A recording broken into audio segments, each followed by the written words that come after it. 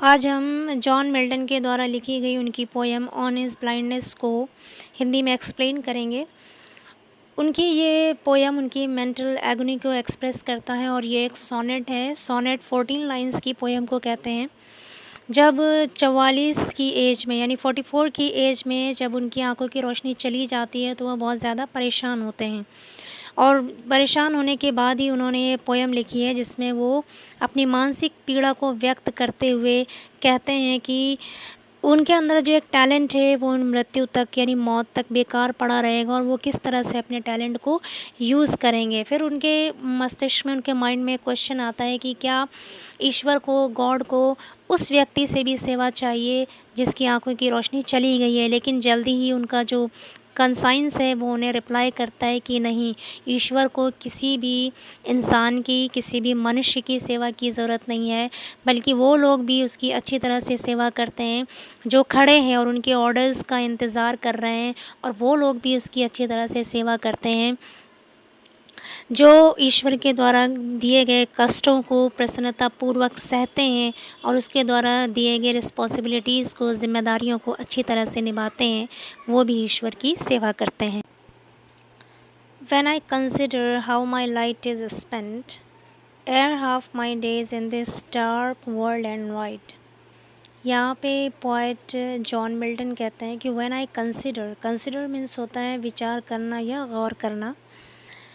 How my light is spent, light यहाँ पर आई site को कहा गया यानी आँख की रोशनी, और स्पेंट मीन्स होता है चली जाना, ख़त्म हो जाना। एर मीन्स है बिफोर यानी पहले।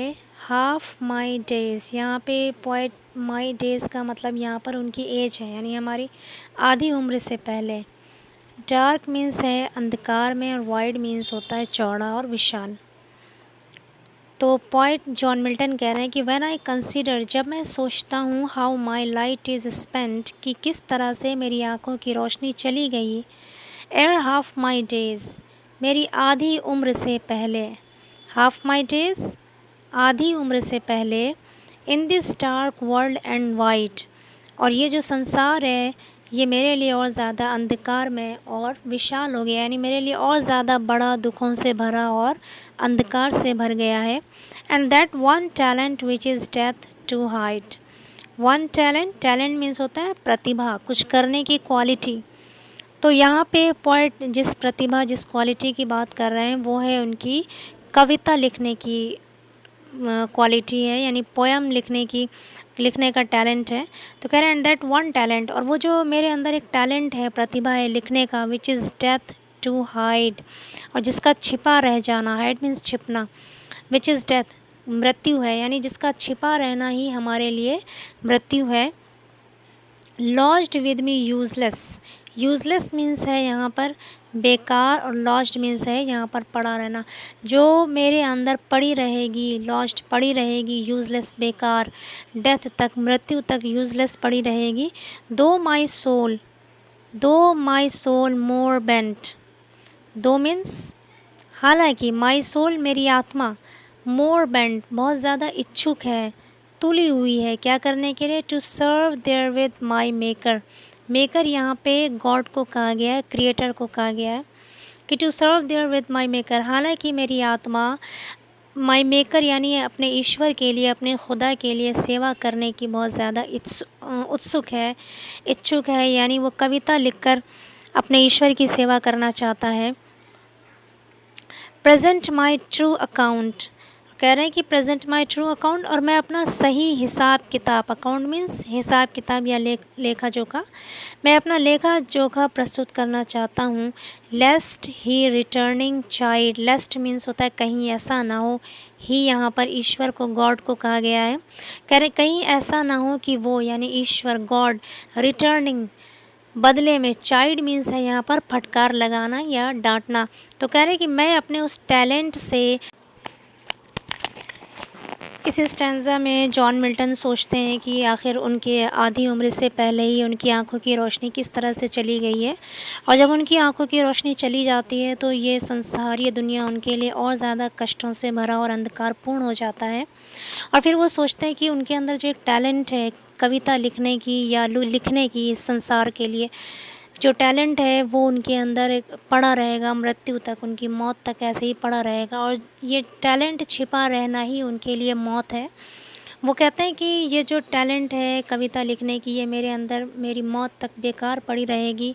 हालांकि उनकी जो आत्मा है, उनकी जो रूह है, वो बहुत ज़्यादा तुली हुई है कि वो कविता लिखकर अपने ईश्वर की सेवा करे और उसके सामने सही लेखा जोखा प्रस्तुत करे, सही सही अपना हिसाब किताब रखे, ताकि ईश्वर यानी खुदा बदले में उन्हें फटकार ना लगाए या डांटे ना। आगे पोएट कह रहे हैं, doth God exact labour light deny it. Exact means है यहाँ पर डिमांड करना, मांग करना। डे लेबर मीन्स है दिन भर की मेहनत। लाइट डिनाइट, लाइट मीन्स है यहाँ पर आईसाइट यानी आँखों की रोशनी, और डिनाइट मीन्स है वंचित होना, यानी ऐसा व्यक्ति जिसकी आँखों की रोशनी चली गई हो या जो आँखों की रोशनी से वंचित हो। फॉन्डली मीन्स है यहाँ पर मूर्खतापूर्ण यानी बेवकूफ़ी से। पेशेंस मीन्स है धैर्य या आत्मा। प्रिवेंट मीन्स रोकना। तो कह रहे हैं doth God exact day labour, वो खुद से सोच रहे हैं कि क्या ईश्वर डिमांड करता है, मांग करता है डे लेबर की यानी दिन भर की मेहनत की, लाइट डिनाइड उस व्यक्ति से भी जिसकी आंखों की रोशनी चली गई है। तो क्या खुदा या ईश्वर उस व्यक्ति से भी मेहनत चाहता है, यानी खुदा भी उससे भी चाहता है कि वो भी मेहनत करे। आई फॉन्डली आस्क, फॉन्डली मीन्स मूर्खतापूर्ण, मैं मूर्खतापूर्ण मैंने पूछा, बट पेशेंस लेकिन धैर्य ने या मेरी आत्मा ने, to prevent that murmur, murmur means है यहाँ पर बड़बड़ाना, प्रिवेंट मीन्स रोकना, उस बड़बड़ाहट को रोकने के लिए सून रिप्लाईज, सून मीन्स जल्दी ही, रिप्लाईज मीन्स जवाब देना। तो मेरी आत्मा या मेरा धैर्य जल्दी ही उस बड़बड़ाहट को रोकने के लिए जवाब देती है। उसकी आत्मा क्या जवाब देती है, God doth not need either man's work, कि ईश्वर को ज़रूरत नहीं है ईदर मैन्स वर्क, ना तो व्यक्तियों के कार्यों की, और हिज ओन गिफ्ट्स, और ना ही उसे अपने दिए हुए तोहफ़ों के बदलों की ज़रूरत है। वो बेस्ट बेयर हिज माइल्ड योक, योक कहते हैं कष्ट को, माइल्ड योक मीन्स हल्के फुल्के कष्ट या जिम्मेदारी। बेयर मीन्स होता है एंड्योर यानी सहना। दे सर्व हिम बेस्ट, सर्व मीन्स है सेवा करना। तो कह रहे हैं यहाँ पे कि ईश्वर को ना तो किसी व्यक्ति के, किसी इंसान के, किसी बंदे के कार्य की ज़रूरत है, और ना ही खुदा को, खुदा ने जो आशीर्वाद दिया है या जो तोहफे मनुष्यों को दिए हैं, ना तो उसके बदलों की ज़रूरत है। वो बेस्ट बेयर हिज माइल्ड योक, अब यहाँ पे ये बता रहे हैं कि ईश्वर को क्या चाहिए, खुदा को क्या चाहिए, वो बेस्ट बेयर हिज माइल्ड योक, जो उसके दिए गए हल्के फुल्के कष्टों को चीयरफुली यानी प्रसन्नतापूर्वक सह ले। दे सर्व हिम बेस्ट, वही उनकी सबसे अच्छी सेवा करते हैं।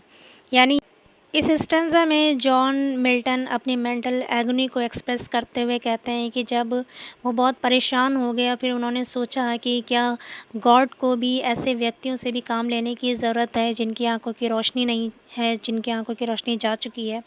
तो फिर वो खुद से ही सवाल करते हैं, अपने ही आप से सवाल करते हैं। जब वो सवाल करते हैं तो उनकी अंतरात्मा, जो उनका कंसाइंस है, वो उनकी इस बड़बड़ाहट को रोकने के लिए जल्दी ही जवाब देती है कि ईश्वर को किसी इंसान के, किसी मनुष्य के कार्य की ज़रूरत नहीं है, सेवा की ज़रूरत नहीं है, और ना ही उसके द्वारा दिए गए गिफ्ट्स या तोहफे जो ईश्वर ने प्रदान किए हैं मनुष्यों को, अपने बंदों को, ना ही उसके बदलों की ज़रूरत है। बल्कि ईश्वर या गॉड क्या देखना चाहता है, अपने बंदों से क्या चाहता है, वो ये चाहता है कि जो ईश्वर के द्वारा जो जिम्मेदारियां दी गई हैं या जो हल्के फुल्के कष्ट दिए गए हैं, जो उनको अच्छी तरह से बेयर करता है, एंड्योर करता है चीयरफुली, वही उनकी सबसे अच्छी सेवा करता है। लास्ट स्टेंजा में जॉन मिल्टन कहते हैं, his state is kingly, state का मतलब है यहाँ पर पोजीशन, स्थिति, किंगली मीन्स है राजाओं जैसी। कह रहे हैं उसकी स्थिति, उसकी पोजीशन राजाओं की तरह है। Thousands eight his bidding speed, thousands मतलब हज़ारों, किसके बारे में हज़ारों, एंजल्स यानी देवदूत यानी फरिश्ते, यानी हज़ारों angels at his bidding speed and post.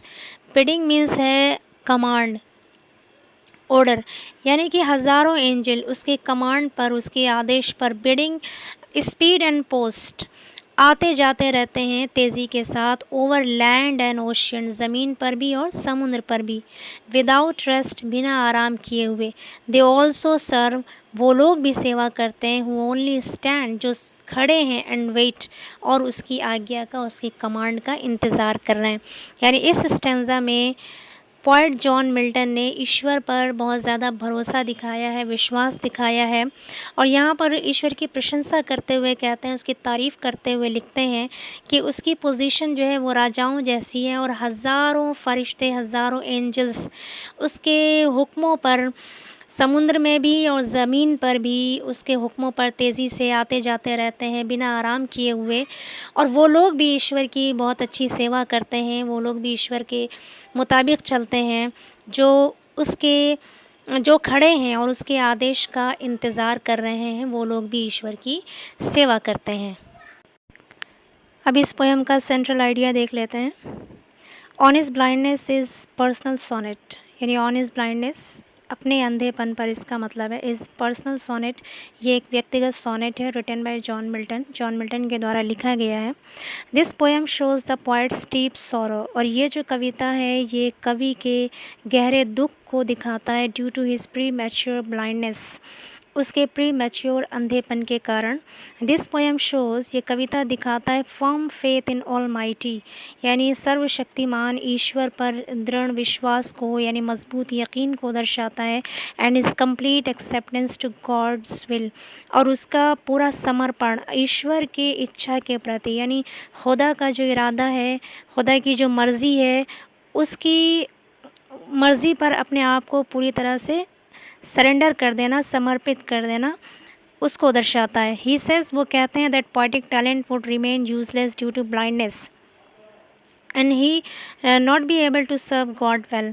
He says, वो कहते हैं कि दैट पोएटिक टैलेंट, ये जो कविता लिखने का प्रतिभा है, वुड रिमेन यूजलेस, वो बेकार पड़ी रहेगी, ड्यू टू ब्लाइंडनेस, अंधेपन के कारण, and he will not be able to serve God well, और वो ईश्वर की सेवा करने के योग्य नहीं होंगे, वो अच्छी तरह से ईश्वर की सेवा नहीं कर पाएंगे। बट नेक्स्ट मोमेंट, लेकिन अगले ही क्षण, अगले ही लम्हे, ही थिंक्स, वो सोचते हैं, that God doesn't need any person services, कि ईश्वर को किसी भी व्यक्ति की सेवा की ज़रूरत नहीं है। There are so many angels to carry out his commands on land and ocean without rest, और बहुत सारे एंजल्स हैं, फरिश्ते हैं, to carry out his commands, उसके आदेशों का पालन करने के लिए, ऑन लैंड, ज़मीन पर भी, एंड ओशन, समंदर पर भी, विदाउट रेस्ट, बिना आराम किए हुए, यानी बिना आराम किए हुए बहुत सारे फरिश्ते ज़मीन पर और समंदर पर उसके आदेशों का पालन करने के लिए खड़े हैं।